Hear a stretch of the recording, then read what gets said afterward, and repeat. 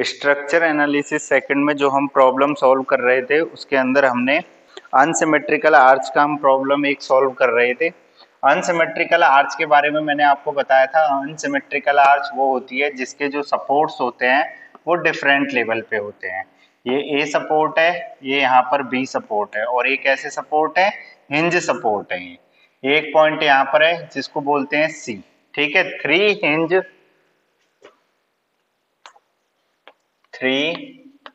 Hinge parabolic arch. ठीक है, और किस तरीके की है ये?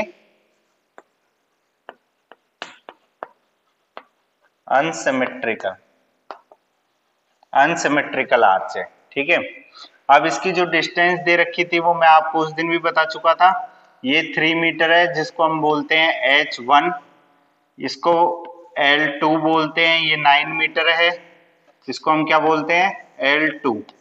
ठीक है, यहाँ इस C से और इस B तक की ये जो डिस्टेंस है इसको बोल रहे थे हम H2 और ये 5.33 कैलकुलेट की थी हमने।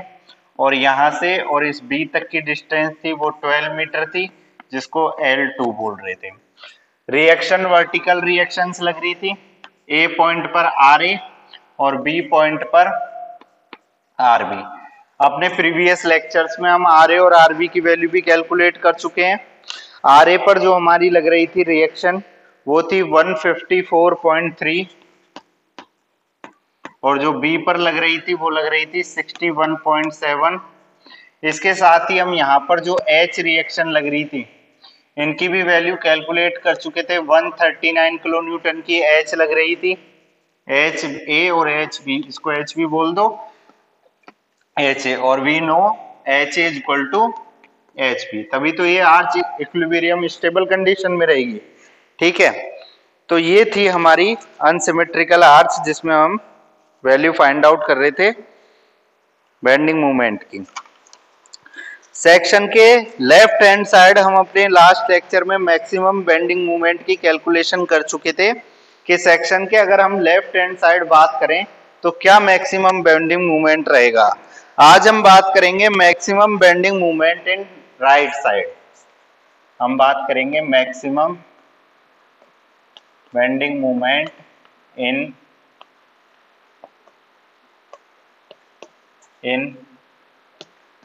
Right side. Maximum bending moment in right side, केवल राइट साइड के सेक्शन को हमें देखना है। तो मैं थोड़ा सा इसे रफ करके केवल राइट साइड का सेक्शन बना लेता हूं। केवल कौन सा सेक्शन बना लेता हूं? राइट साइड का सेक्शन बना लेता हूं। ये है 154.3 और ये है 61.7। ठीक है, ये RB और ये है RA। ओके, अब केवल राइट हैंड साइड का सेक्शन बनाएंगे किस तरीके से? इस तरीके से। ठीक है, इस डिस्टेंस को नाम दूंगा मैं X, ये है डिस्टेंस कितनी?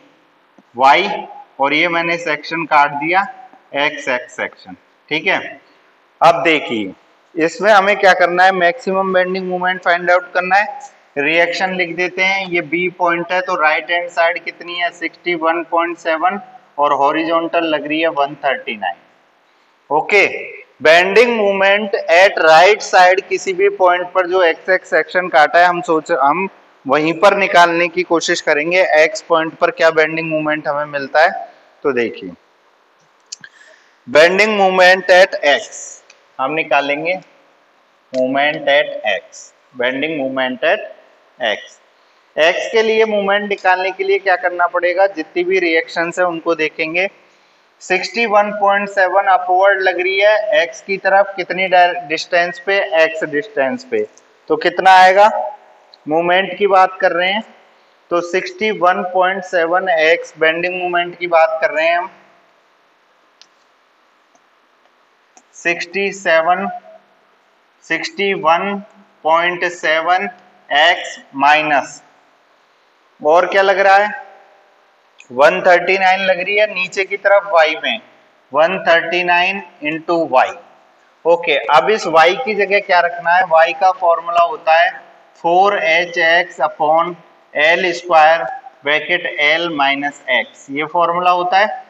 और L और H मैंने आपको बताए थे लास्ट लेक्चर्स में, L और H किस तरह रखने हैं। L क्या है, ये H क्या है, अब H होगा H2, तो H हमारा होगा क्या 5.33, और L कैपिटल L क्या होगा ट्वाइस ऑफ L2, मतलब 12 दूना 24, 12 टू जा 24। तो ये वैल्यू हमें कहाँ रखनी है, इस इक्वेशन में y की जगह फॉर्मूला रख के और ये वैल्यू पुट करनी है। तो कैसे करेंगे देखिए, moment at x is equal to 61.7 x minus 139, y की जगह क्या वैल्यू पुट करेंगे 4, h की जगह क्या वैल्यू पुट करेंगे 5.33 multiply by x upon l का स्क्वायर मतलब 24 का स्क्वायर ब्रैकेट 24 माइनस x, ये वैल्यू पुट कर देंगे।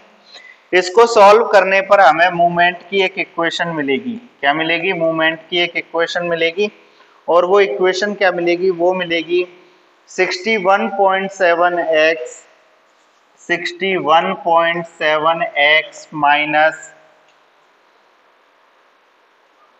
123.432 x square x plus 5.143 x square, ये इक्वेशन मिल जाएगी हमें। ओवरऑल जो हमें मूवमेंट की इक्वेशन मिलेगी वो क्या मिलेगी, वो मिलेगी हमें 61.7 x minus 123.432 x plus 5.143 x square. हमने क्या किया, हमने ये जो हमारा x x सेक्शन था, इस x x सेक्शन के अकॉर्डिंग लिया। अब बेंडिंग मोमेंट का साइन कन्वेंशन क्या कहता है कि अपवर्ड डायरेक्शन में हमेशा कैसा होता है पॉजिटिव, और डाउनवर्ड डायरेक्शन में कैसा होता है नेगेटिव। ओके, तो यहाँ पे हमने x x सेक्शन पर बेंडिंग मोमेंट ले लिया 67 x पे लग रहा है वर्टिकल डिस्टेंस पे, माइनस 139 क्या कर रहा है, इसको नीचे की तरफ ले जाने की कोशिश कर रहा है। यहाँ पर y क्या है हमारी, ये वर्टिकल डिस्टेंस, और इस वर्टिकल डिस्टेंस निकालने का फॉर्मूला क्या होता है 4hx upon l square minus l minus x। अब जब अपन राइट साइड में बात कर रहे हैं, राइट साइड में, तो h भी राइट साइड का ही लेंगे, कितना है 5.33। l ओवरऑल l क्या होगा, इसका ट्वाइस होगा, ट्वाइस ऑफ L2 होगा, वही क्या होगा हमारा l होगा, तो वो हमने रख दिया। यहाँ पर सारी वैल्यू पुट कर दी, इस y की जगह ये फॉर्मूला रख के और ये इक्वेशन हमने निकाल ली। अब देखिए, जब भी हम मैक्सिमम बेंडिंग मोमेंट की बात करते हैं, जब भी हम मैक्सिमम बेंडिंग मोमेंट की बात करते हैं, तो हम क्या कहते हैं कि आपको जो मोमेंट मिल रहा है पॉइंट पर, आप उसका डेरिवेटिव कर दीजिए x के रेस्पेक्ट में, और किसके बराबर रख लीजिए, 0 के बराबर रख दीजिए। किसके बराबर रख दीजिए, 0 के बराबर रख दीजिए उसके मोमेंट का डेरिवेटिव। तो देखिए, अगर हमें मैक्सिमम बेंडिंग मोमेंट, यहां लिखेंगे to find the maximum bending moment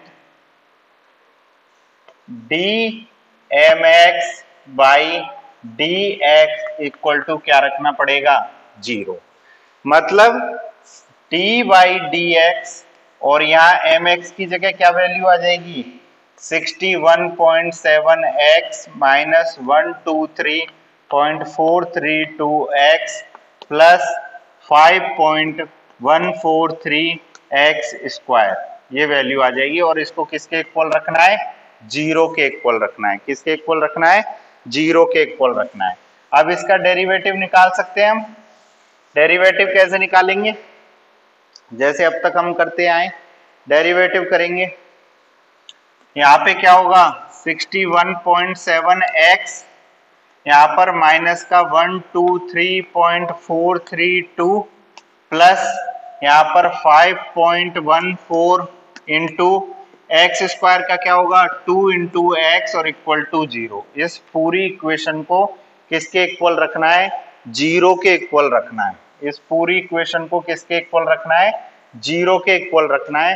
तो ये जो डेरिवेटिव किया हमने x के रेस्पेक्ट में, इसको 0 से इक्वल। अब इसको हम क्या करेंगे, सॉल्व कर सकते हैं x के लिए। x के लिए इस इक्वेशन को सॉल्व कर सकते हैं। तो x के लिए जब इस इक्वेशन को सॉल्व करेंगे तो हमें यहाँ से x की वैल्यू मिल जाएगी कितनी, 6। x कैसे निकाला हमने, how can we find the value of x, to find out the maximum bending moment at any section.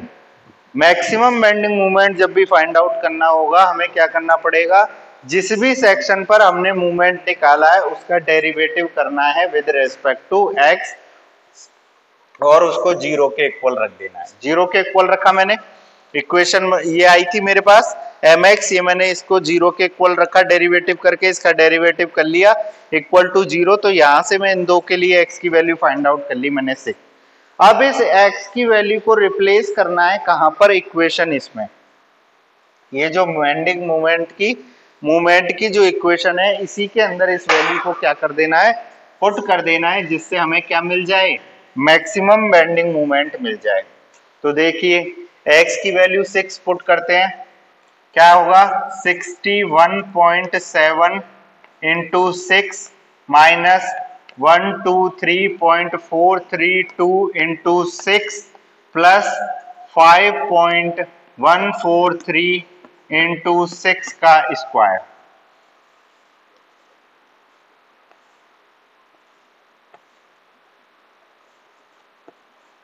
ये वैल्यू क्या कर दी, पुट कर दी, सब जगह x की वैल्यू पुट कर दी।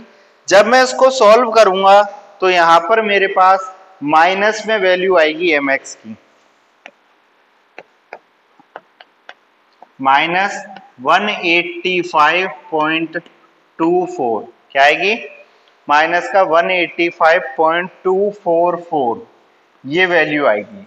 माइनस में आ रही है, इसका मतलब मैं इसको क्या लिखूंगा कि maximum negative bending moment between point B and C, क्या लिखेंगे इसको, ये वैल्यू किस में आ रही है, माइनस में, और हम कौन सा पार्ट लेके चल रहे थे, राइट सेक्शन लेके चले थे, ये लेफ्ट है, हमने राइट पोर्शन में maximum bending moment find out किया है।